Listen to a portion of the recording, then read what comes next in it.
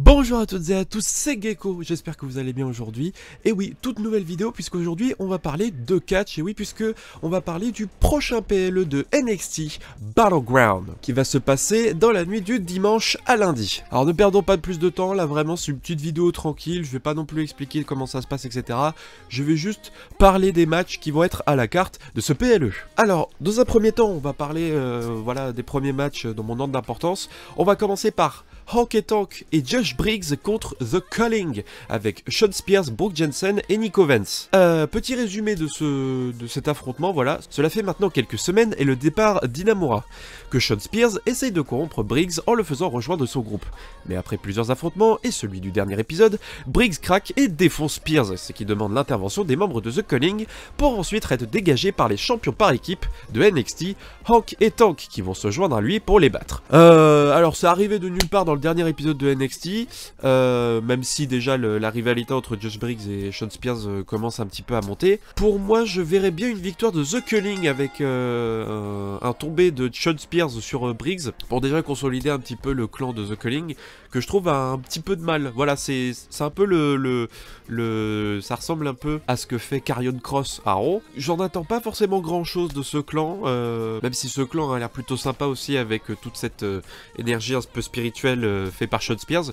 Je pense qu'ils en ont besoin pour consolider un petit peu de momentum, et puis en quêtant qu'ils iront pour les autres épisodes de NXT, voire le prochain PLE, affronter peut-être Shawn Spears et Brooke Jensen pour le titre par équipe. Déjà ce serait magnifique puisque j'adore en quêtant, je trouve que c'est vraiment une équipe qui marche du feu de Dieu.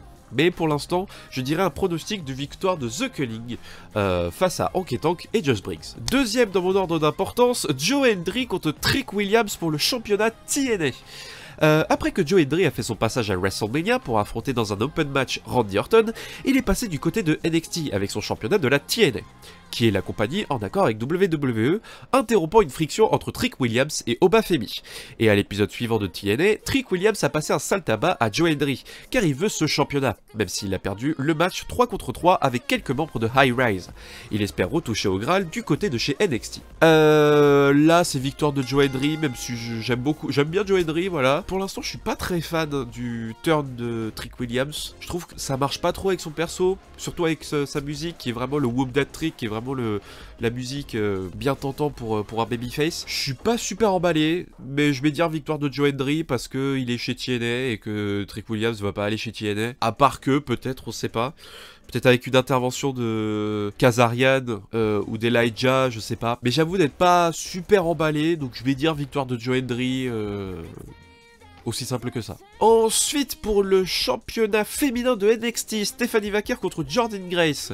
Cette fois-ci, c'est Jordynne Grace qui a affronté Julia pour être l'aspirante numéro 1 du championnat de Stephanie Vaquer. Même si Julia a passé de l'autre côté obscur de la force dernièrement, et puis qu'elle a été appelée chez SmackDown, elle va sûrement jouer les troubles faits dans ce match, puisque les deux femmes se courent après. Par contre, celui-là, je suis vraiment emballé.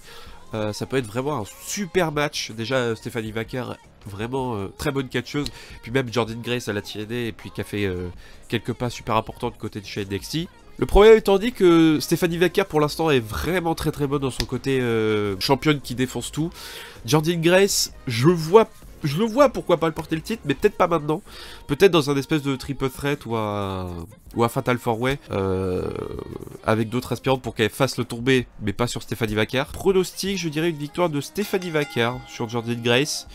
Peut-être avec une intervention de Julia ou de Roxanne Perez, ce qui pourrait être pas déconnant en soi.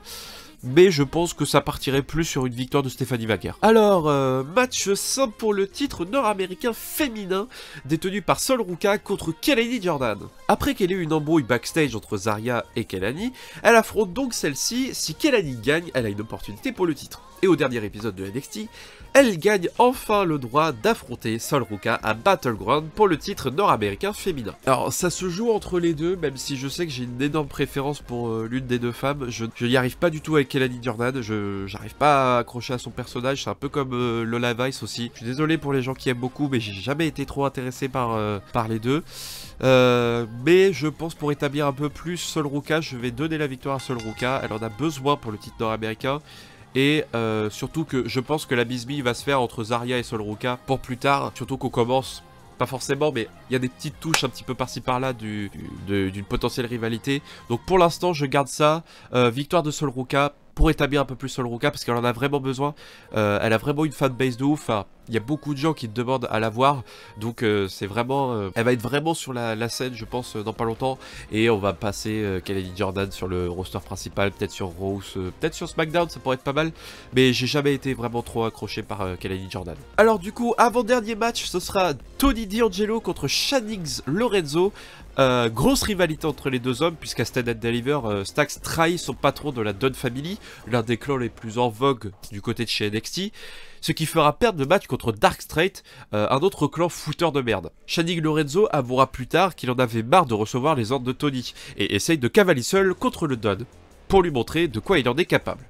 Pour l'avant-dernier épisode de NXT, Stacks est allé chez Adriana Rizzo, la complice de D'Angelo, pour s'en prendre à elle, ce qui a fait perdre son match après cette distraction.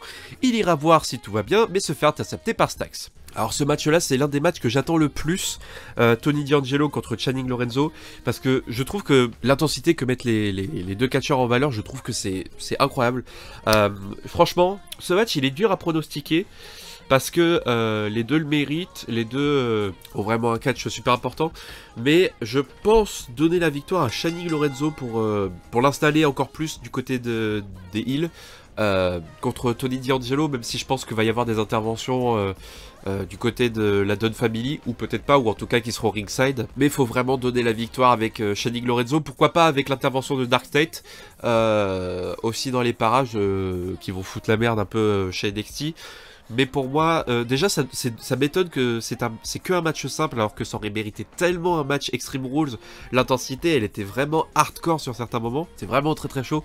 Donc moi, franchement, je verrais bien une victoire de Shanice Lorenzo sur Tony D'Angelo. Je pense que ça va plus l'installer, et il faut qu'il y ait du momentum sur ce gars-là. Tony D'Angelo, il pourra le reprendre avec...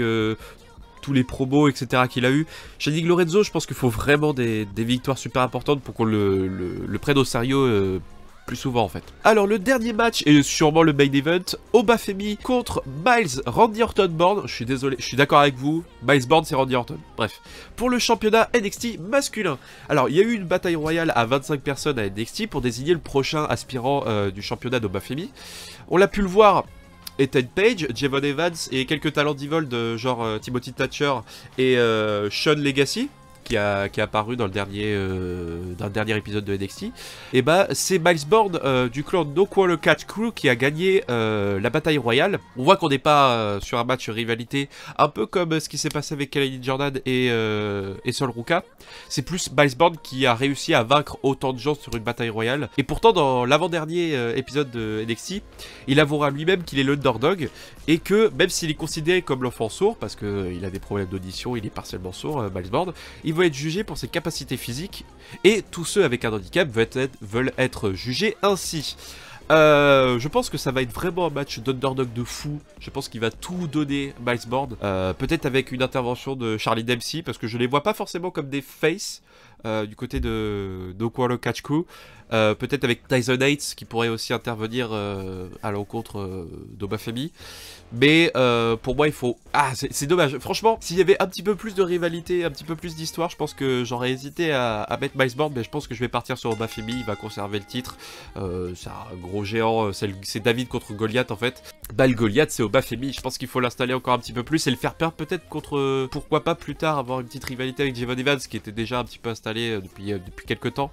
Parce que lui, entre Miles Born et Javon Evans, il y a vraiment un truc entre les deux underdogs.